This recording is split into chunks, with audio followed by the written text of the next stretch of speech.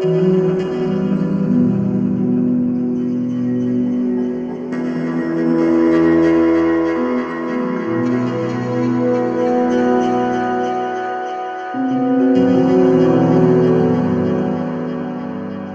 Miss Eli. Waalaikumsalam, bisa juga.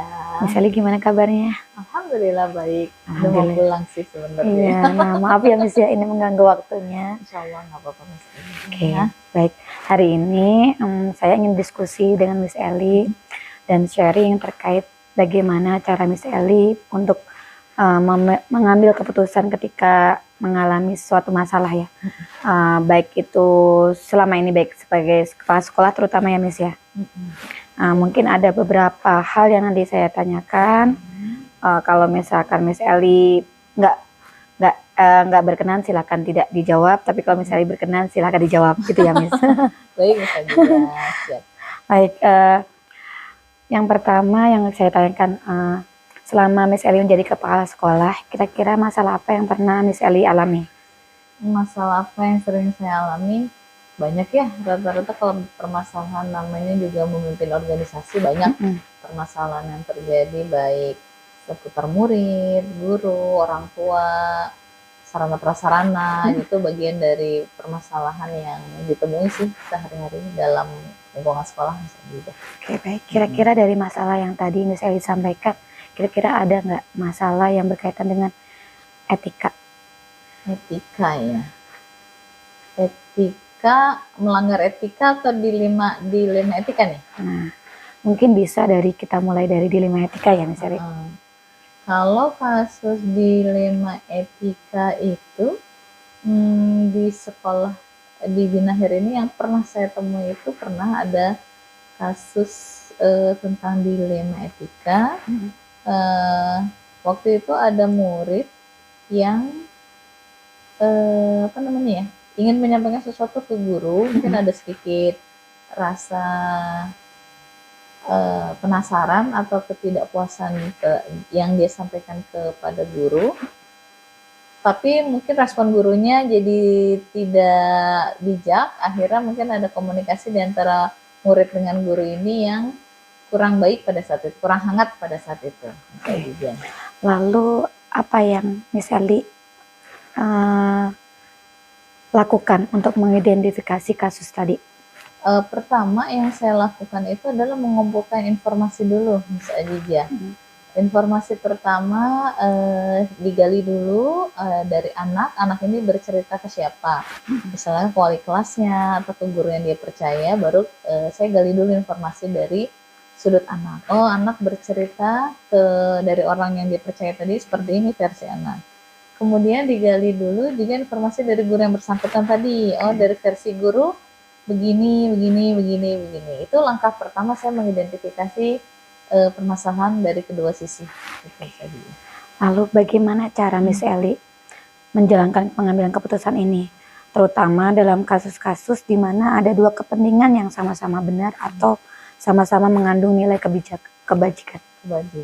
Kalau yang sifatnya sama-sama benar atau sama kepentingannya sama-sama baik, saya timbang dulu skala prioritasnya pada saat itu apa dulu Miss Adija. Kalau misalkan sama-sama baik ya, sama-sama dua-duanya memberikan kebaikan, dua-duanya punya alasan yang masuk di akal, berarti cara saya mengambil keputusan adalah bisa saja dua-duanya diakomodir, tapi prioritas dulu mana yang saat ini harus urgent duluan yang harus saya ambil. Itu mungkin Miss Adija kalau langkah saya ya mengambil keputusan gitu. Kalau berkaitan kasus yang tadi kira-kira? Nah, kalau berkaitan dengan kasus yang tadi, dua anak yang tadi, langkah yang selanjutnya saya ambil adalah mempertemukan dulu anak dengan gurunya tadi. Mereka saling berbicara satu sama lain, saling mengungkapkan dari sudut pandangnya masing-masing. Jadi semua pihak, anak dan guru dapat kesempatan untuk menyampaikan dari sudutnya masing-masing. Baru setelah itu disepakati kira-kira apa, kenapa hal ini bisa terjadi, kenapa miss ini bisa terjadi. Dari situ baru muncullah sebuah kesepakatan, oh iya si anak merasa mohon maaf teacher, saya mungkin bertanyanya kurang tepat, kondisinya di saat teacher sedang mengajar, akhirnya mungkin respon yang muncul juga mungkin sedikit tidak diinginkan oleh anak-anak.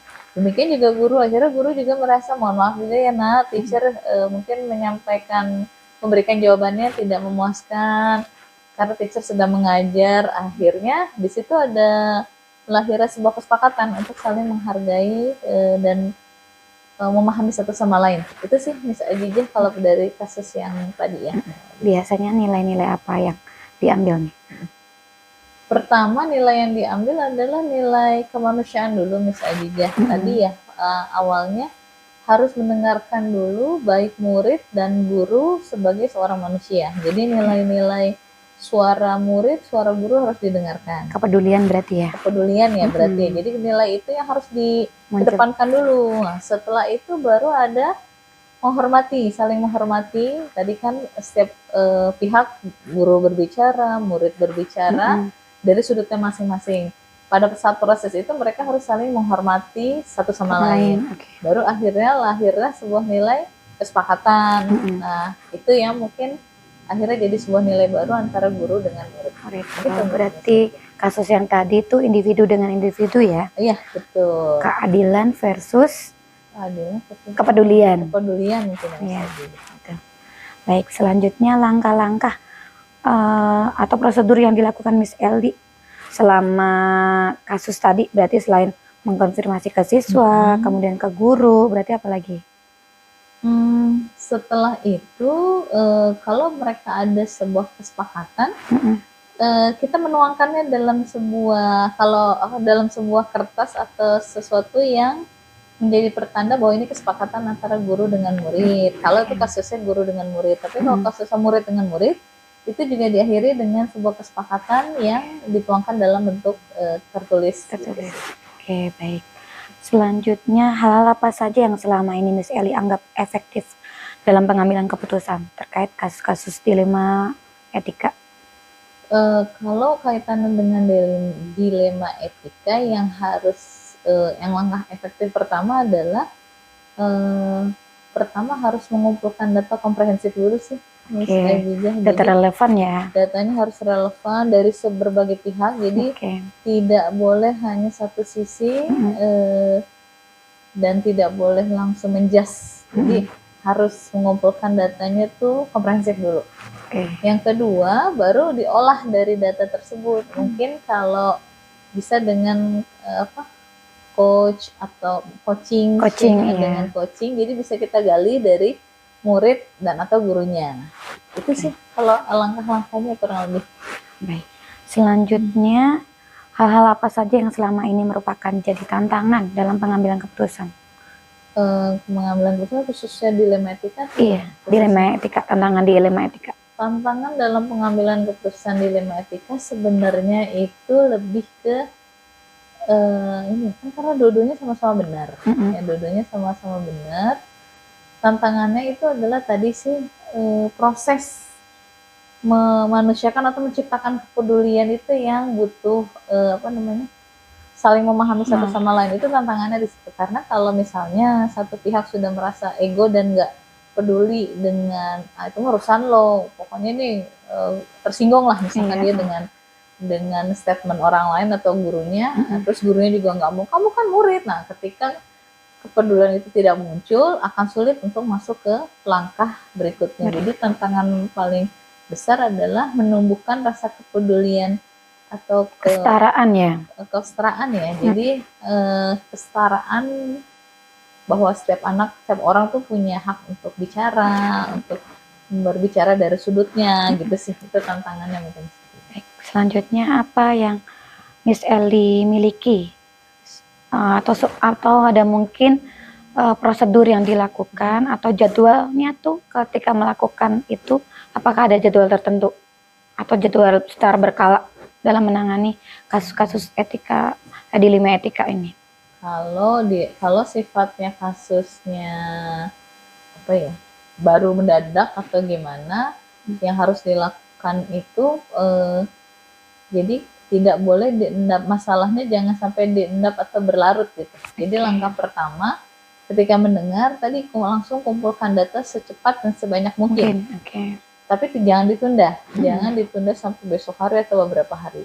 Setelah mengumpulkan data, sesegera mungkin langsung dipertemukan kedua pihak yang sedang berkonflik tadi. Nah, baru setelah bertemu kan kita bisa mendengar ya tadi dari sisi A, sisi B. Baru bisa diambil langkah selanjutnya apa. Jadi kalau menurut saya langkah yang harus dilakukan adalah menyegerakan untuk bertemu dengan kedua belah pihak. Berarti tidak ada jadwal khusus ya? Kalau jadwal khusus tidak, karena kan sesuatu sifatnya muncul ya tiba-tiba. Betul. Oke. Selanjutnya, faktor-faktor apa yang selama ini mempermudah Miss Elly dalam menyelesaikan pengambilan keputusan kasus-kasus dilema etika? Faktor yang mempermudah, yang pertama mungkin mempercayai dulu nih semua yang diucapkan oleh kedua belah pihak yang bertikai itu saya percaya, dan tidak ada berpihakan di awal, atau tidak punya pandangan negatif terhadap salah satunya. Jadi harus percaya dulu terhadap dua pihak yang sedang menghadapi masalah itu. Berusaha netral ya? Netral dulu supaya pada saat pengambilan keputusannya juga bijak. Jadi tidak memihak dan tidak mengedepankan unsur ego, atau misalkan pasti ini salah gurunya misalnya. Ini pasti salah murid, tidak boleh melakukan itu di awal. Oke. Selanjutnya dari yang Miss Elly sampaikan ini, pembelajaran apa yang dapat Miss Elly petik dari pengalaman terkait memberikan pengambilan keputusan dilema etika ini? Yang pertama pasti kita harus memanusiakan manusia sih, itu yang paling utama dan penting ya. Ketika kita memanusiakan manusia, terus nanti kan akan timbul rasa kepedulian. Nah, ketika kepedulian itu udah muncul, lebih nanti akan mengedepankan saling nggak enak bonding.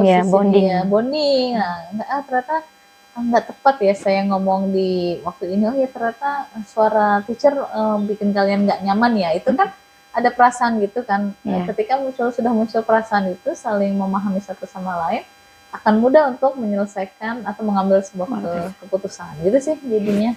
Oke, baik. Mungkin diskusi kita cukup, Miss Elly. Terima kasih untuk informasinya.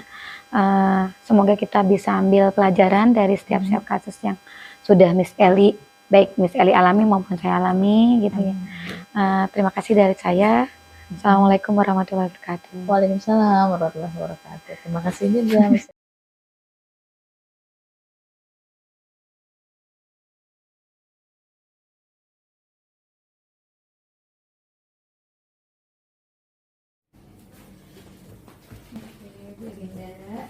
Ini saya berkunjung diskusi terkait bagaimana Bu Erinda buat mengatasi atau pengambilan keputusan di sekolah sebagai kepala sekolah ya Bu ya. Iya, Lebih kita sifatnya sharing hari ini. Nah, saya ada beberapa pertanyaan yang mungkin nanti saya akan berikan ke Bu Erinda. Sifatnya sih kita nggak cari benar salah, tapi di sini kita sama-sama sharing. Oke, baik Bu. Pertanyaan pertama ya Bu ya.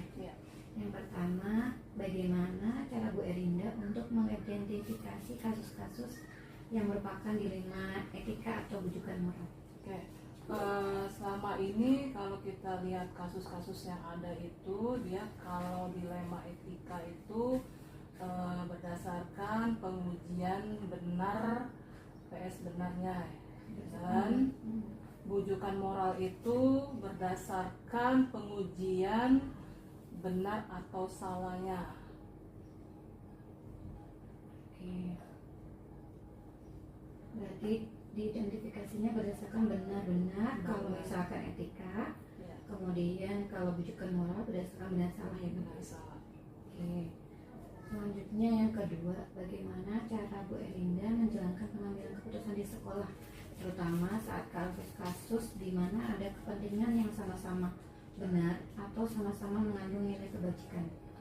Oke, dalam pengambilan keputusan yang mana kasus kepentingannya itu sama-sama benar atau sama-sama mengandung nilai kebajikan, yaitu didasarkan dengan adanya rasa peduli, kemudian keadilan akan peraturan yang ada, lalu kasih sayang dan memikirkan dampak jangka pendek dan jangka panjang yang ada. Berarti ibu cara pengambilannya rasa peduli, Ya, keadilan, ya, kasih sayang, kemudian dampak jangka panjang dan jangka pendek ya bu, Iya. dan peraturan ya. ya, Oke, benar. ya, betul. Selanjutnya soal yang ketiga, langkah-langkah atau prosedur apa yang ibu terapkan saat melakukannya? Langkah-langkah yang saya terapkan itu, yang pertama itu saya mengenali nilai-nilai yang bertentangan pada situasi tersebut, atau istilahnya analisis kasus. Lalu saya melihat atau menemukan siapa yang terlibat, kemudian mengumpulkan fakta-fakta yang relevan sesuai dengan situasi tersebut. Kemudian saya melakukan pengujian benar atau salah. Lalu saya melakukan pengujian paradigma benar atau benarnya suatu kasus tersebut. Lalu saya melakukan prinsip resolusi, yang mana bisa jadi ketiga prinsip yang ada itu berlaku di dalam kasus tersebut. Oke. Lalu saya menginvestigasi opsi trilema. Nah, di mana itu kita lihat juga solusi lain yang bisa untuk pengambilan keputusan tersebut, kemudian membuat suatu keputusan, lalu keputusan itu kita refleksikan. Seperti itu langkah-langkah yang biasa diambil dalam pengambilan keputusan selama ini. Oke, baik, banyak juga ya bu ya. Iya, Berarti uji kebenaran dulu, kemudian cari fakta-fakta yang relevan berkaitan situasi, Iya, pengujian 9 langkah ya bu ya. iya 9 langkah. Oke, baik, selanjutnya langkah-langkah atau hal apa yang ibu lakukan agar lebih efektif dalam pengambilan keputusan saat dilema etika? Oke, hal-hal efektifnya itu yang pertama itu mengenali nilai-nilai yang saling bertentangan dalam situasi, menentukan siapa yang terlibat dalam situasi tersebut, kemudian mengumpulkan fakta-fakta yang relevan terhadap situasi, lalu saya melakukan pengujian benar atau salah, kemudian pengujian paradigma benar atau benarnya suatu kasus, kemudian saya melakukan prinsip resolusi, di mana prinsip tersebut bisa jadi meliputi berpikir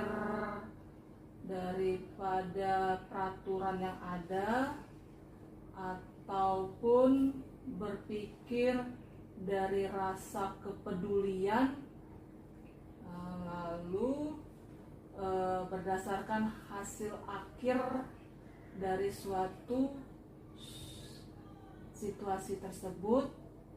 Kemudian saya juga mengambil investigasi opsi trilema, di mana solusi-solusi yang lain yang bisa untuk memecahkan suatu kasus yang ada, baik itu dari dalam antara siswa ataupun dengan tenaga kependidikannya.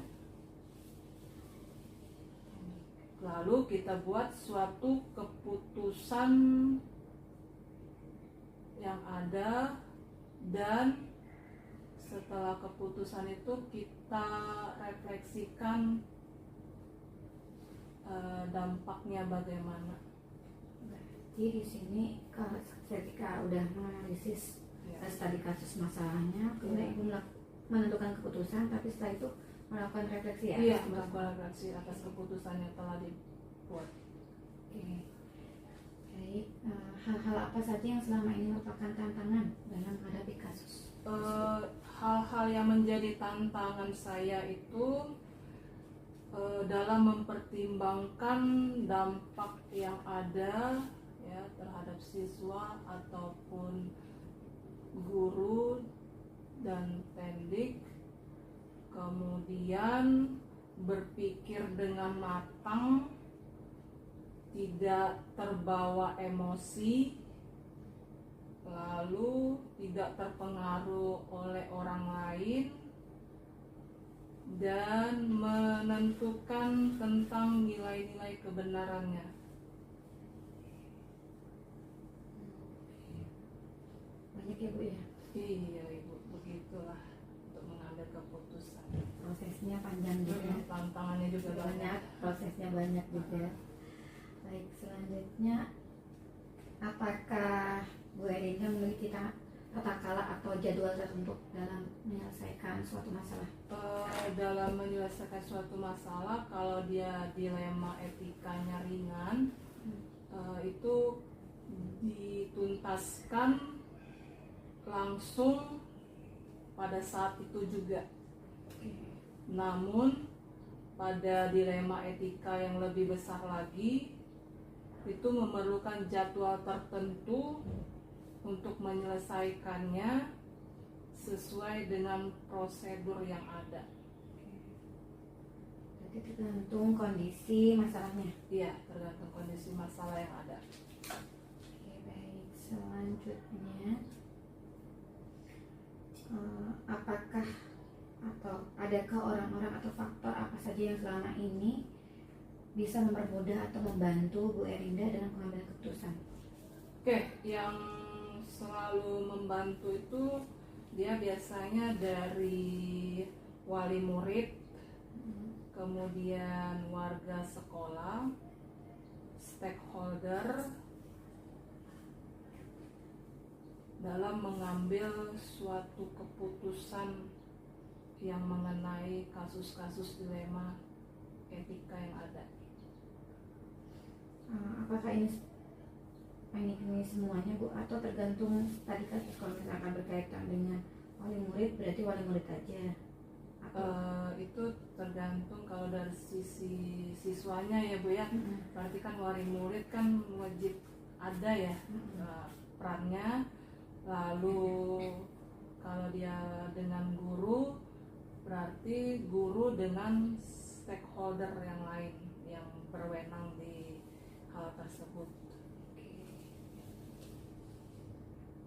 Selanjutnya, dari semua yang tadi Bu Erinda jelaskan, pembelajaran apa yang dapat Ibu petik dari pengalamannya dalam mengambil sebuah keputusan? Dalam pengambilan keputusan itu dia mempertimbangkan paradigma dan proses berpikir dalam dilema etika, kemudian dilanjutkan dengan pengujian sesuai dengan langkah-langkah sistematis, yang mana dalam posisi ini murid merasakan kebahagiaan yang setinggi-tingginya setelah melakukan proses pembelajaran. Berarti semua ini imbasnya ke siswa Ibu ya? Berpihak pada siswa. Iya, berpihak pada siswa. Oke. Baik, mungkin itu aja dari saya Bu. Ini pengalaman berharga buat saya, terutama dalam pengambilan keputusan ya. Karena Ibu juga udah nerapin, sebenarnya udah tahu langkah-langkahnya. Dan yang saya lihat dari sini berarti keberpihakan Ibu Erinda terhadap siswa. Iya, terhadap siswa. Terima kasih Bu Erinda. Iya, sama-sama Bu Adija.